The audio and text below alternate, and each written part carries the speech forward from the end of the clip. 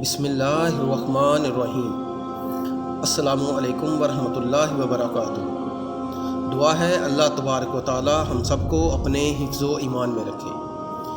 ایک مرتبہ حضرت سلیمان علیہ السلام نے چونٹیوں کی بات چیت سنی جس کا ذکر دلچسپی سے خالی نہ ہوگا۔ سورۃ النمل۔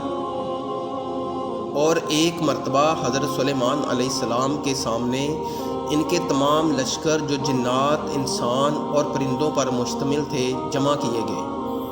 ہر قسم کی الگ الگ درجہ بندی کر دی گئی۔ جب وہ چونٹیوں کے میدان میں پہنچے تو ایک چونٹی نے کہا، اے چونٹیوں، اپنے اپنے گھروں میں گھس جاؤ، ایسا نہ ہو کہ بے خبری میں حضرت سلیمان علیہ السلام اور اس کا لشکر تمہیں رون ڈالے۔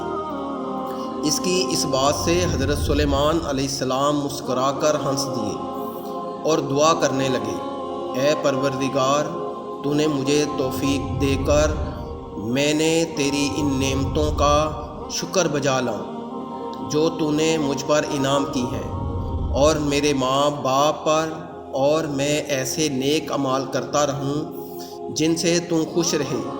مجھے اپنی رحمت سے نیک بندوں میں شامل کر لے۔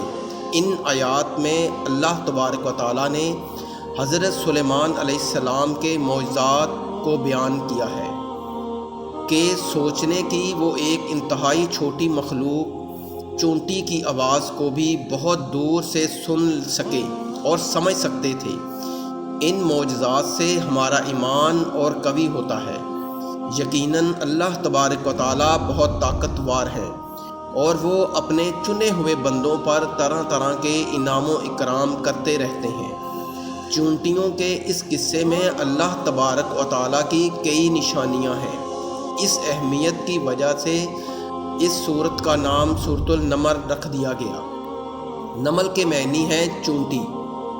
یہاں پر یہ چیز بھی قابل ذکر ہے کہ بائبل کا ترجمہ کرنے والوں نے حضرت داؤد علیہ السلام اور حضرت سلیمان علیہ السلام کے بارے میں بہت سارے من گھڑت، نازیبا اور قابل شرمناک واقعات نقل کیے ہیں۔